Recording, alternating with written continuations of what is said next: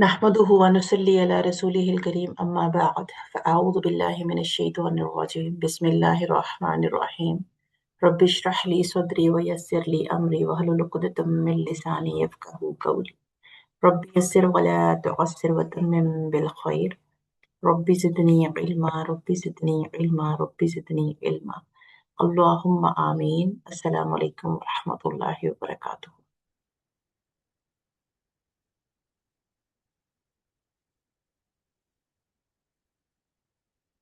अस्सलामु अलैकुम व रहमतुल्लाहि व बरकातुहू।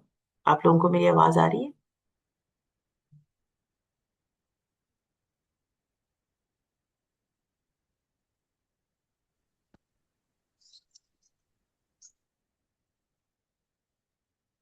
लेकिन मुझे आपकी आवाज कम आ रही है। अब बोलिए प्लीज। आप लोगों को मेरी आवाज आ रही है? जी मैम, क्लियर आ रही है आपकी आवाज। अच्छा जी। आज बस आप 3 लोग हैं? नहीं, 5 हो गए माशाल्लाह। नहीं, 5 हो गए हैं, आ रहे हैं अभी। चले। 3 जगहों से आयशा के नाम से ही लोग ज्वाइन किए।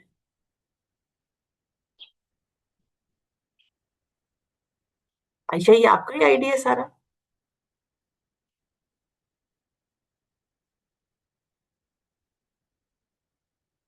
चलें, बहरहाल हम पढ़ते हैं। आज हमने सूरह कहफ को पढ़ना है। और चूंकि हम स्टोरीज पढ़ रहे हैं अंबिया कराम की, इसलिए उसमें सूरह कहफ मेजर रोल प्ले करती है। सूरह कहफ और बनी इसराइल का जोड़े और जोजियत का ताल्लुक। हम जोड़े का इसलिए ताल्लुक करते हैं कि अगर आयात सेम है, असलूब मुख्तलिफ नहीं है, तकरीबन मिलता जुलता सा है, कुछ स्टोरीज मिलती जुलती सी हैं, इसलिए हम 2 सूरतों के साथ उसको कंबाइन करते हैं। तो यहाँ पर भी दोनों सूरतों के 12-12 रुकू हैं और आयात की तादाद भी तकरीबन बराबर है, जिसकी वजह से इनका आपस का कनेक्शन है। बहरहाल सूरह की तरफ बढ़ते हैं। बिस्मिल्लाहिर रहमानिर रहीम। अल्हम्दुलिल्लाहिल्लज़ी अंज़ला अला अब्दिहिल किताब व लम यजअल लहू इवजा। तमाम तारीफें उसके लिए जिसने अपने बंदे पर किताब को नाजिल किया। तमाम तारीफें या कुल हम्द और सना और कुल शुक्र उसी अल्लाह के लिए जिसने नाजिल की अपने बंदे पर किताब। तो रसूल अकरम सल्लल्लाहु अलैहि वसल्लम को अल्लाह ताला के साथ जो ताल्लुक और निस्बत है, यहाँ पर उसको हाईलाइट किया गया है अब्द के नाम से। और फिर वलम यजअल लहू, कोई भी कजी नहीं रखी। वजह मतलब कोई भी कजी नहीं रखी इस किताब में। जैसे आप सूरह बकरा के स्टार्टिंग में पढ़ते हैं, जालिकल किताब जालिकल किताबु ला रैब फी हुदल लिल मुत्तकीन। इस किताब में कोई शक नहीं है। तो यहाँ पर भी यही बताया जा रहा है कि इसमें कोई कमी नहीं है। ये किताब बिल्कुल सीधी है, ताकि वो खबरदार करे एक बहुत बड़ी आफत से, उसकी तरफ से। किसकी तरफ से? अल्लाह की तरफ से। मतलब नुज़ूल कुरान के मकासिद में से एक मकसद ये भी आ गया कि कयामत की आगही भी है इसके अंदर।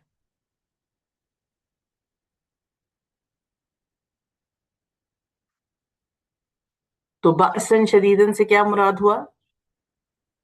एक ऐसी जंग या एक ऐसी आफत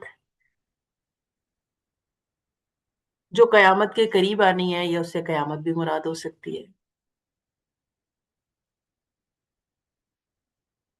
एक और तफसीर में आप इसको मलहमतल उज़्मा भी कह सकते हैं। और इसका ताल्लुक भी फितना दज्जाल से ही है। देखिए, दज्जल सूरह कहफ को हम फितना दज्जाल से मंसूब करते हैं। दज्जल का मतलब होता है धोखा, फरेब। और दज्जाल ऐसे शख्स को कहा जाता है जो बहुत बड़ा धोखेबाज हो।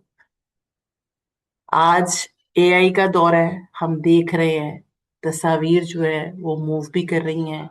और फितरा दज्जाल से मुतालिक हमने ये सुना कि वो मुर्दा को जिंदा कर देगा। तो ये इसी तरह की टेक्नोलॉजी की मदद से ही सारा कुछ होना है, और धोखा ही होगा।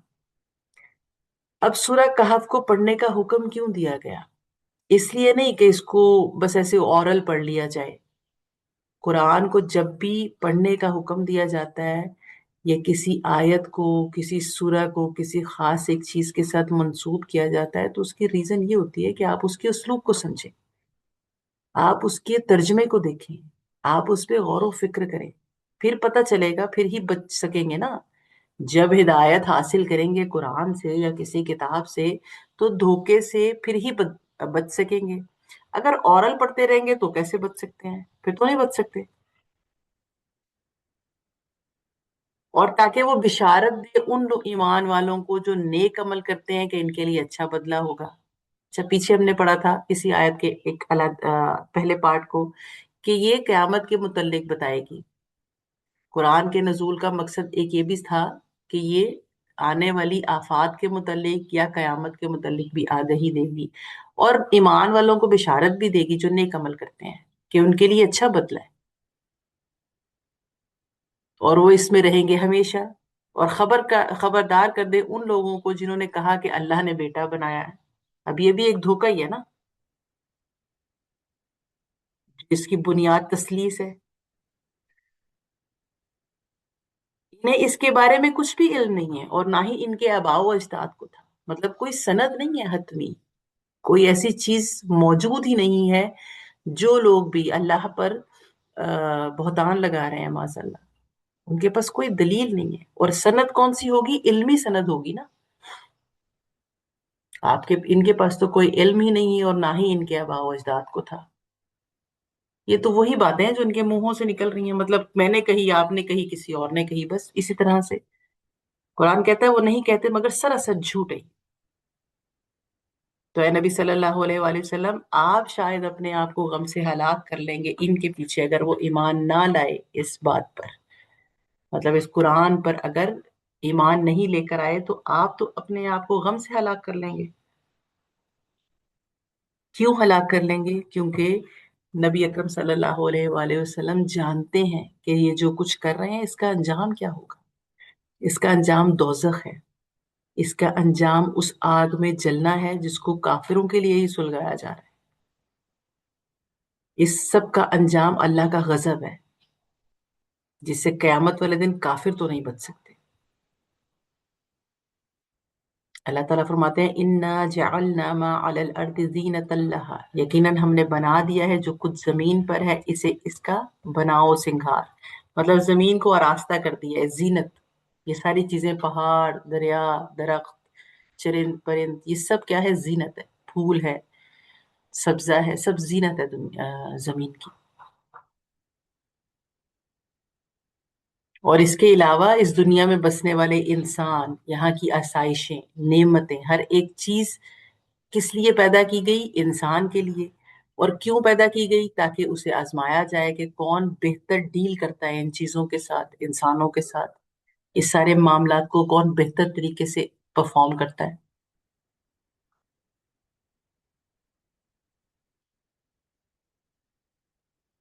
اور یقیناً ہم بنا کر رکھ دیں گے جو کچھ اس زمین پر ہے اسے ایک چٹیل میدان۔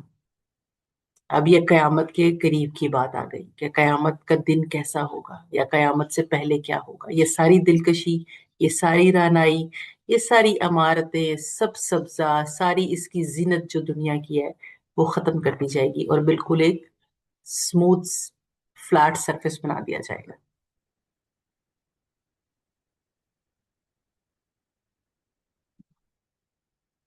اب آگے بات آ گئی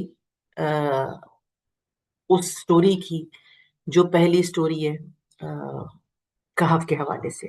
کہف کہتے ہیں غار کو، اور رقیم کہتے ہیں تختی کو، لکھائی کو۔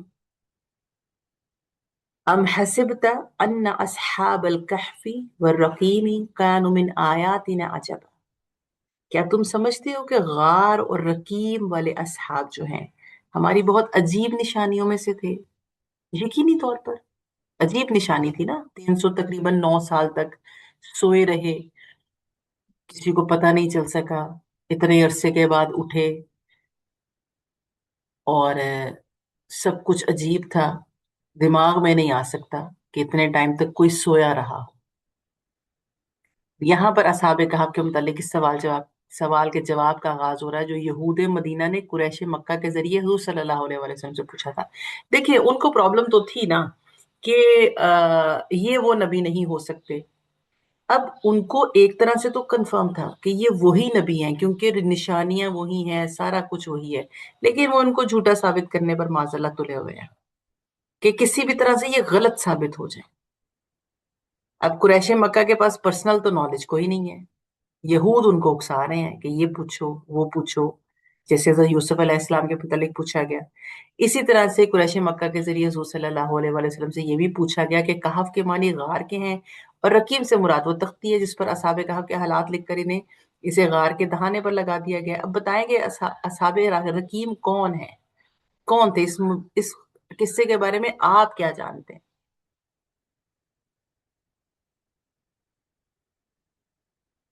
کہ اگر اس طرح کے کچھ لوگ تھے جو دماغ میں نہیں آتے، عقل میں نہیں آتے، تو پھر وہ کون تھے، آپ ان کے متعلق بتائیں۔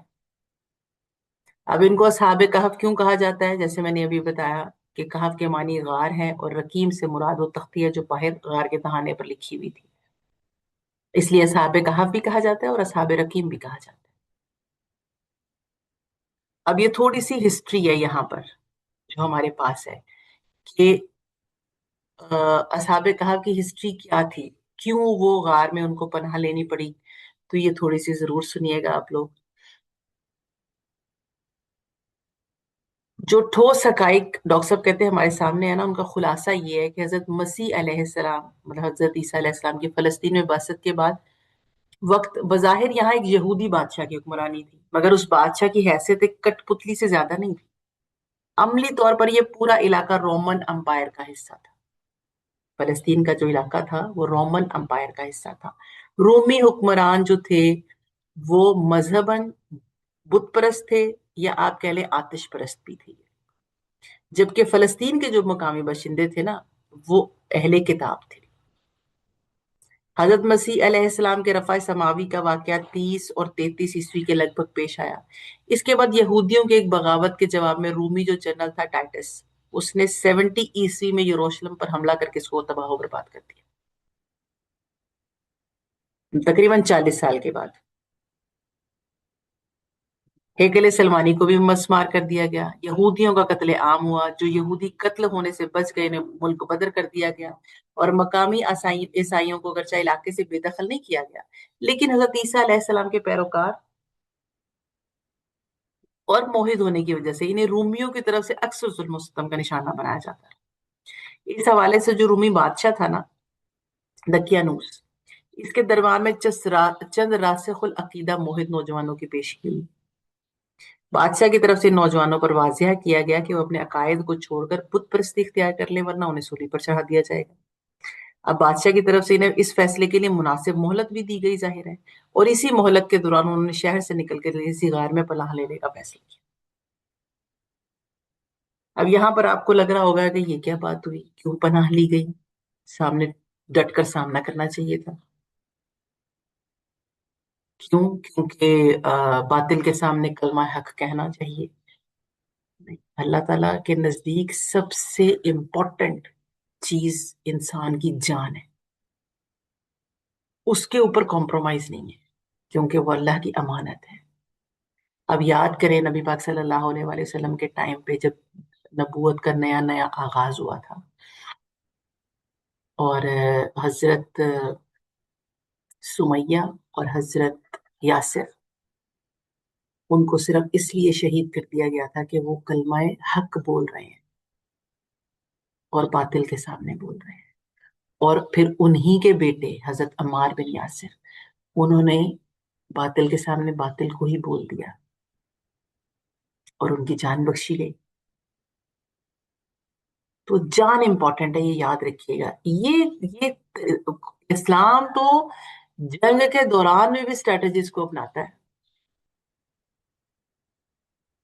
ویسے آپ جنگ سے بھاگ جائیں تو معافی نہیں ملے گی، لیکن آپ اسٹریٹجی اپنا رہے ہیں اور پیچھے جا رہے ہیں اور واپس پلٹ کر وار کر رہے ہیں تو آپ وہ درست ہے، وہ غلط نہیں ہے۔ تو اس لیے جان کو بالکل سامنے کسی کے کھڑے ہو جانا اور کہنا جی کہ میں جو ہے نا وہ کلمہ حق کہہ رہا ہوں، اور وہ آپ کو بدلے میں مار دے، تو یہ کوئی فائدہ نہیں ہوگا، اس سے اسلام کو کیا فائدہ پہنچے؟ کچھ بھی نہیں، بلکہ نقصان ہو گیا۔ تو اس لیے انہوں نے پناہ لینے کا فیصلہ کیا۔ جب یہ لوگ غار میں پناہ گزین ہوئے تو اللہ تعالیٰ نے اپنی قدرت سے ان پر ایسی نیند غالب کر دی جو 309 سال تک تقریباً وہ سوتے رہے۔ اور سورہ بقرہ میں ہم نے اسی طرح کا ایک واقعہ حضرت عزیر علیہ السلام سے کے متعلق پڑھا تھا، لیکن وہاں پر مینشن نہیں تھا حضرت عزیر علیہ السلام کا نام، جن کو 100 سال کے بعد زندہ کیا گیا تھا۔ تقریباً کوئی 4 سے 5 واقعات ہم نے پڑھے ہیں اس طرح کے، جب حضرت ابراہیم علیہ السلام نے بھی اللہ تعالیٰ سے کہا تھا کہ کیسے مردہ کو زندہ کریں گے، جب حضرت عزیر علیہ السلام نے بھی کہا کہ کیسے یہ قوم کو زندہ کیا جائے گا جس کو بالکل ہی تلپٹ کر دیا گیا۔ اور یہ اصحاب کہف کا واقعہ، جس غار میں اصحاب کہف سو رہے تھے وہ ایسی جگہ پر واقع تھی جہاں پر لوگوں کا آنا جانا بالکل نہیں تھا۔ اس غار کا دہانہ شمال کی جانب تھا، جس کی وجہ سے اس کے اندر روشنی منعکس ہو کر تو آتی تھی، لیکن براہ راست روشنی یا دھوپ نہیں آتی تھی۔ دیکھیں پوری ایک سائنس ہے اس کے اوپر، پوری ایک سائنس، پھر کروٹیں دی جاتی رہی ہیں۔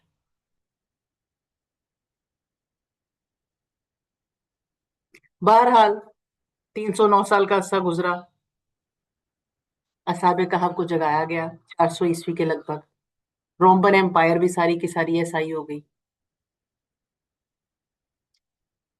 جاگنے کے بعد انہوں نے اپنے ایک ساتھی کو چاندی کا ایک سکہ دے کر کھانا لینے کے لیے شہر بھیجا اور ساتھ ہدایت کی کہ وہ محتاط رہے۔ اب یہ جو میں خلاصہ بیان کری ہوں یہ سارا آیات میں موجود ہے، آیات ہم بعد میں پڑھیں گے، ابھی ہم صرف اس کو ایک سٹوری کی طرح پڑھ رہے ہیں۔ کھانا لینے کے لیے شہر بھیجا اور ساتھ ہدایت کی کہ وہ محتاط رہے، مطلب ان کو تو نہیں آئیڈیا نا کہ ہم 309 سال روز سوتے رہے، ایسا نہ ہو کہ ان غار میں چھپنے کی خبر بادشاہ تک پہنچ جائے۔ وہ اپنی نیند کو معمولی کی نیند سمجھ رہے تھے نا، معمول کی نیند کے وہم و گمان میں بھی نہیں تھا کہ وہ 300 سال کے قریب سوئے رہے۔ بہرحال کھانا لینے والا جب باہر گیا تو 300 سال پرانی وضاقتہ تھی اس کی، اور جو اس کے پاس کرنسی تھی وہ بھی پرانی تھی، تو لوگوں کے سامنے تو خود ہی ہائی لائٹ ہو جانا تھا اس نے۔ باقی کا قصہ اب ہم آگے پڑھ رہے ہیں۔ جبکہ ان نوجوانوں نے غار میں پناہ لی اور انہوں نے کہا اے ہمارے رب تو ہمیں عطا فرما اپنے پاس سے رحمت اور آسان فرما دے ہمارے لیے ہمارے معاملات میں عافیت کا راستہ۔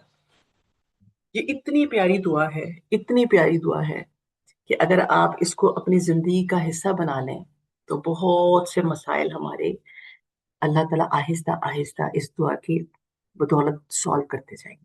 یہ اتنی پیاری دعا ہے۔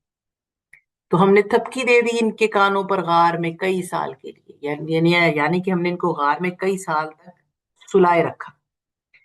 اب یہاں پر یہ بحث نہیں چھیڑی گئی کہ کتنے سال تک نیند کی حالت میں رکھا۔ پھر ہم نے انہیں اٹھایا تاکہ ہم دیکھیں کہ 2 گروہوں میں سے کس کو بہتر معلوم ہے کہ کتنا عرصہ وہ وہاں رہے۔ ان 2 گروہوں سے مراد کون لوگ ہیں آگے ہم اس کا ذکر پڑیں گے۔ ہم سنا رہے ہیں آپ کو ان کا قصہ حق کے ساتھ۔ یہ کہنے کی ضرورت نہیں ہے اللہ تعالیٰ کو، اللہ تعالیٰ تو سچی بیان کریں گے نا، لیکن نبی اکرم صلی اللہ علیہ وآلہ وسلم کو بتایا جا رہا ہے کہ یہ حق کے ساتھ بیان کیا جا رہا ہے۔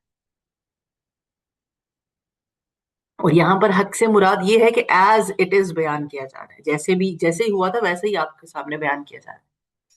وہ چند نوجوان تھے جو ایمان لائے اپنے رب پر، اور ہم نے خوب بڑھایا تھا انہیں ہدایت میں، اور ہم نے مضبوط کر دیا ان کے دلوں کو جب وہ بادشاہ کے سامنے کھڑے ہوئے۔ تو انہوں نے کہا کہ ہمارا رب تو وہ ہے جو آسمانوں اور زمین کا رب ہے، ہم ہرگز نہیں پکاریں گے اس کے سوا کسی اور کو معبود۔ اگر ایسا ہوا تب تو ہم بہت ہی غلط بات کہیں گے، جیسے نمرود کے سامنے حضرت ابراہیم علیہ السلام نے ڈٹ کر بات کی تھی، ویسے ہی نوجوانوں نے بھی کی۔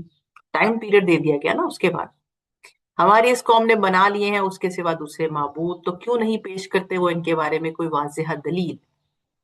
قرآن تو سند مانگتا ہے، میں اس لیے کہتی ہوں کہ جو بھی ہم کر رہے ہیں کچھ بھی کریں جسٹیفیکیشن چاہیے ہوگی، اللہ کو دلیل دینی پڑے گی قیامت والے دن جا کر کہ یہ میری دلیل ہے، یہ سند ہے اس کام کی جو میں پرفارم کرتی رہی یا کرتا رہا۔ تو اس سے بڑھ کر اور ظالم کون ہوگا جس نے اللہ پر جھوٹ باندھا؟ اور اب جب کہ تم نے خود کو ان لوگوں کے اور جن کی وہ اللہ کے سوا پرستش کرتے ہیں ان سے الگ کر لیا ہے، تو اب کسی غار میں پناہ لے لوں۔ ابھی وہ جو الہام ہے وہ کیا گیا ان پہ، تمہارا رب پھیلا دے گا تمہارے لیے اپنی رحمت، اور تمہارے معاملے میں تمہارے لیے سہولت کا سامان پیدا فرما دے گا۔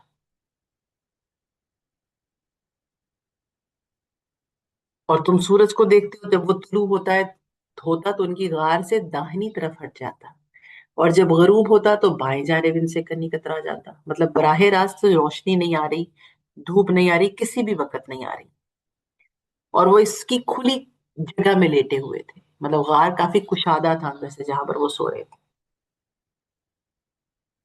اور یہ یقیناً اللہ کی نشانیوں میں سے ایک نشانی ہے، جس سے اللہ ہدایت دیتا ہے وہی ہدایت یافتہ ہوتا ہے، اور جسے وہ گمراہ کر دے تو اس کے لیے تم نہیں پاؤ گے کوئی مددگار یا راہ پر لانے والا۔ ہم نے کل کی کلاس میں پڑھا تھا کہ اللہ ہدایت اس کو دیتا ہے جو رجوع کرتا ہے۔ ہم نے دنیا میں یہ اللہ کو ثابت کرنا ہے کہ ہم ہدایت کی ہمیں ضرورت ہے، ہم چاہتے ہیں ہم ہدایت ملے، اور اگر تم انہیں دیکھتے تو سمجھتے کہ وہ جاگ رہے ہیں، وَتَحْسَبُهُمْ، اور تم گمان کر دے ایقاظا وَهُمْ رقود کہ وہ جاگ رہے ہیں، وَهُمْ رقود، اور حالانکہ وہ سو رہے ہیں، وَنُقَلِّبُهُمْ، ہم الٹتے پلٹتے رہتے ہیں، ذات الیمین دائیں جانب، ذات الشمال بائیں جانب، اور ان کا کتا اپنے دونوں ہاتھ پھیلائے ہوئے بیٹھا تھا دہلیز پر۔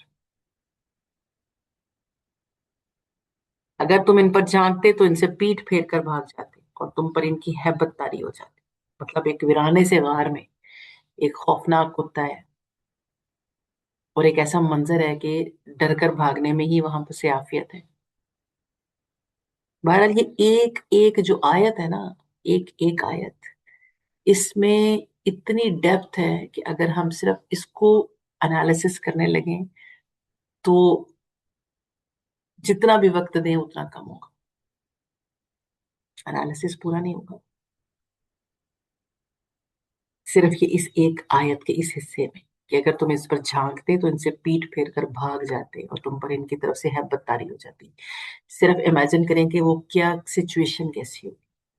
اسی طرح ہم نے انہیں اٹھایا تاکہ وہ آپس میں ایک دوسرے سے پوچھیں، اور ان میں سے ایک کہنے والے نے کہا کہ تم کتنا عرصہ یہاں رہے ہوگے؟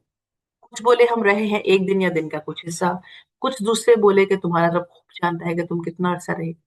اب آپس میں یہ ڈائلوگ ڈسکس کیا جا رہا ہے۔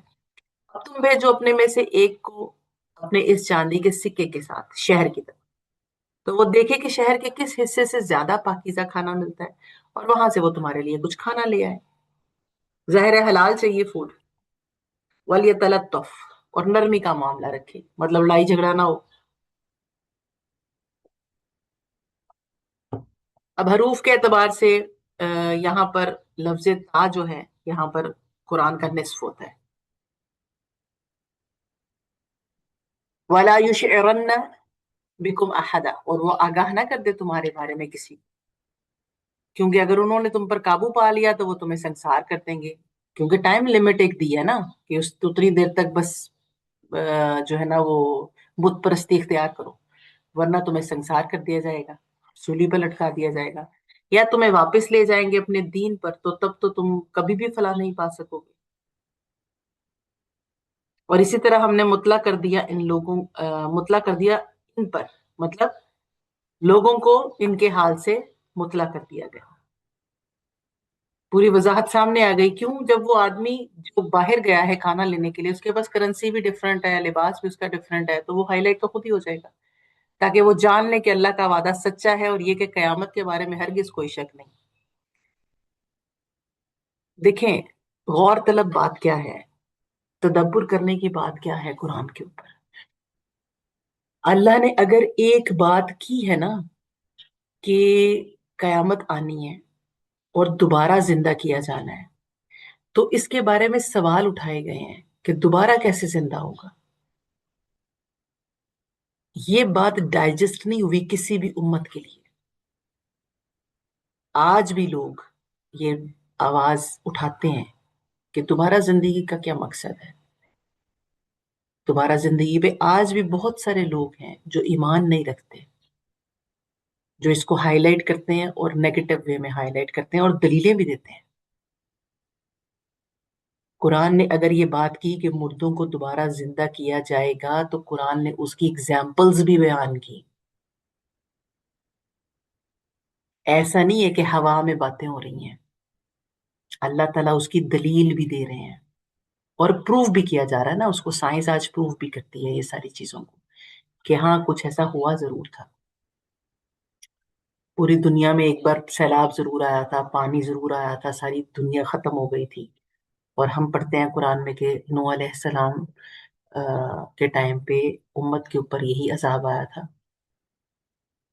تو مدلل بات ہوتی ہے قرآن کی. قرآن کی بات ہوا کی نہیں ہے، مطلب کہ صرف لکھ دیا گیا ہو آپ پروف نہ کر سکتے ہو. آپ کہیں گے ہم نے تو صرف ہماری کتاب میں لکھا ہے، ہم ثابت نہیں کر سکتے. آپ تو اپنے اللہ کو ثابت کر سکتے ہیں کیونکہ وہ ثابت ہوتا ہے. گو کے غائب میں ہے، حاضر نہیں ہے، آپ دیکھ نہیں سکتے خدا کو، لیکن آپ اس کی نشانیوں میں اس کو ثابت کر سکتے ہیں.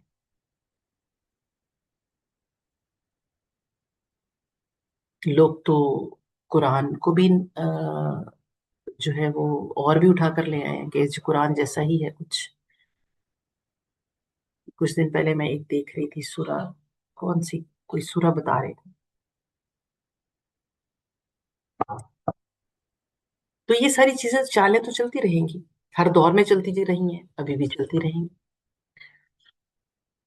جب وہ لوگ آپس میں جھگڑ رہے تھے ان معاملے پر، اس معاملے پر، چنانچہ کچھ لوگوں نے کہا کہ تعمیر کر دو ان پر ایک عمارت، ان کا رب ان سے بہتر واقف ہے. جو لوگ غالب آئے اپنی رائے کے اعتبار سے، انہوں نے کہا کہ ہم بنائیں گے ان پر ایک مسجد. اچھا اب اس میں دیکھیں نا آپ، ایک چیز زیرو کر دی گئی.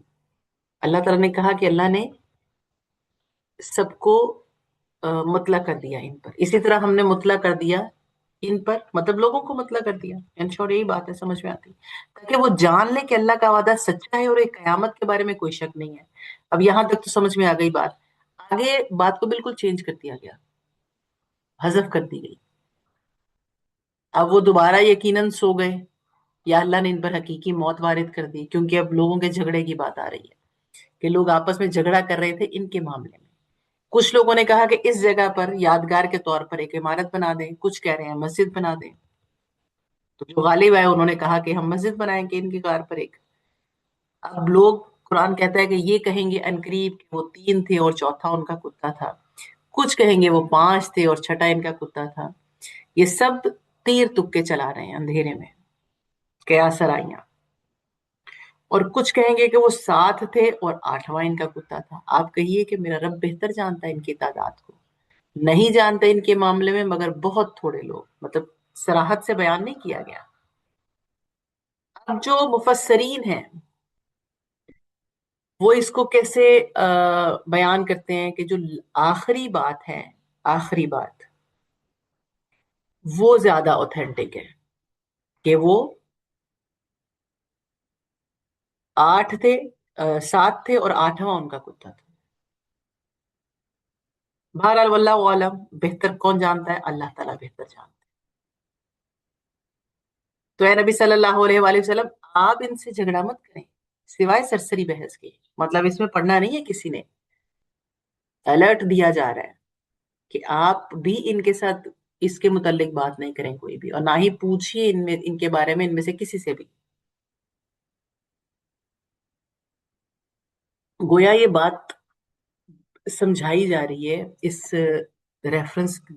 چیز کا ریفرنس دیکھ کر، اس واقعہ کا ریفرنس دیکھ کر یہ بتایا جا رہا ہے کہ بے مقصد بات پہ بحث مت کریں جس کا دین کے ساتھ تعلق نہیں ہے. اصحاب کہف کتنے تھے، ان کی تعداد کتنی تھی، وہ کتنے سال تک سوئے رہے، ان کو اس کے اٹھنے کے بعد کیا ہوا، کیا وہ واقعی دوبارہ ان پر نیند غالب آ گئی، کیا واقعی ان کو سلا دیا گیا یا ان پر موت وارد ہو گئی، یا اب ان کے معاملات کیا ہیں. یہ دین کے حوالے سے اس کے اوپر دین پہ فرق کوئی نہیں پڑتا. مقصد کیا ہے اس واقعے کا؟ کہ دوبارہ زندگی مل سکتی ہے. جو لوگ یہ بات اٹھاتے ہیں کہ دوبارہ پیدا ہونا کیا ہوتا ہے، ان کے لیے یہ نشانی ہے. اور یہاں پر نبی اکرم صلی اللہ علیہ وآلہ وسلم کو یہ بتایا جا رہا ہے کس چیز کے بارے میں، کبھی یہ نہ کہا کریں میں یہ کام ضرور کروں گا. اب اس کے حوالے میں ریفرنس کیا ہے کہ جب نبی پاک صلی اللہ علیہ وآلہ وسلم سے لوگوں نے آ کر یہ سوال کیا اصحاب کہف کے بارے میں، تو آپ نے کہا کہ کل آئیے گا، میں آپ کو کل اس کا جواب دوں گا. لیکن آپ نے انشاءاللہ نہیں کہا. 15 روز تک تقریباً وہی نہیں آئی. لوگ مذاق کرتے رہے معاذ اللہ کہ آپ تو کہہ رہے تھے کل بتائیں گے، اب آپ کو پتہ ہی نہیں ہے کچھ بھی، کیونکہ وہ تو یہ کہہ رہے ہیں کہ اب پتہ چلے گا، ان سے یہ باتیں پوچھیں، ذوالقرنین کا پوچھیں، ان سے اصحاب کہف کا پوچھیں، اگر ان کو پتہ ہے تو یہ سچے ہیں۔ آپ کہہ رہے ہیں کل آنا، اور انشاءاللہ نہیں کہہ رہے، اب 15 دن گزر گئے ہیں، تو کوئی بھی ہوگا وہ کہے گا پتہ نہیں کیا باتیں کر رہے ہیں، معاذ ایسی ہی فضول بات تھی، شاید ان کو پتہ ہی کچھ نہیں ہے۔ تو یہ تنبیہ کی جا رہی ہے کہ کچھ بھی ایسا مت کہیں، مگر ساتھ میں کیا کریں، انشاءاللہ، ان یشاء اللہ، مگر یہ کہ اللہ چاہے۔ اور ایک اور تصحیح میں کر دوں یہاں پر، انشاءاللہ جو ہے اس کا مطلب ہوتا ہے اگر اللہ چاہے، اور یہ دعا نہیں ہے۔ اس لیے جب کسی کا گھر دیکھیں، کسی کو کوئی دعا دینی چاہتے ہیں تو برکت کی دعا دیا کریں، بارک اللہ کہا کریں، یہ دعا ہے۔ انشاءاللہ دعا نہیں ہے، اس کو دعا کے صیغے میں سے نکال دیجیے۔ وَاذْكُر رَبَّكَ إِذَا نَسِيتَ، اور اپنے رب کو یاد کر لیا کیجیے جب آپ بھول جائیں۔ مطلب رب کو بھول سکتے ہیں؟ یہ ترغیب کس کو دی جا رہی ہے؟ نبی کو دی جا رہی ہے، اور نبی کے حوالے سے امت کو دی جا رہی ہے۔ اس کا مطلب ہے رب کو بھول سکتے ہیں آپ۔ اللہ فرما رہا ہے رب کو یاد کر لیا کریں جب آپ بھول جائیں، ذہن سے نکل جائے یاد کرنا تو یاد کریں، باقی بیان کریں، اور کہیے ہو سکتا ہے میرا رب میری رہنمائی کر دے اس سے بہتر بھلائی کی طرف۔ اور وہ رہے اپنی غار میں 300 برس اور اس کے اوپر 9 برس۔ آپ کہیے کہ اللہ بہتر جانتا ہے اس میں جتنا عرصہ وہ رہے، یعنی اس بحث میں پڑھنے کی ضرورت نہیں ہے۔ اسی کے لیے آسمانوں اور زمین کا غیب کیا ہی خوب ہے وہ اس کو دیکھنے والا، اور کیا ہی خوب ہے وہ سننے والا۔ اس کے سوا ان کا کوئی مددگار نہیں، اور وہ شریک نہیں کرتا اپنے حکم میں کسی کو بھی۔ اور یہ پھر عقیدے کی آیت ہے، اللہ کے سوا نہ کوئی مددگار ہے، اور نہ ہی وہ شریک کرتا ہے اپنے حکم میں کسی کو بھی۔ آج کا لیسن یہاں تک، انشاءاللہ باقی کل کی کلاس میں۔ اللہم صلی علی سیدنا محمد وعلی آل محمد كما صليت على إبراهيم وعلى آل إبراهيم إنك حميد مجيد اللهم بارك على محمد وعلى آل محمد كما باركت على إبراهيم وعلى آل إبراهيم إنك حميد مجيد اللهم إنا نستعينك ونستغفرك ونتوب إليك۔ السلام علیکم ورحمۃ اللہ وبرکاتہ۔ وعلیکم السلام ورحمۃ اللہ وبرکاتہ۔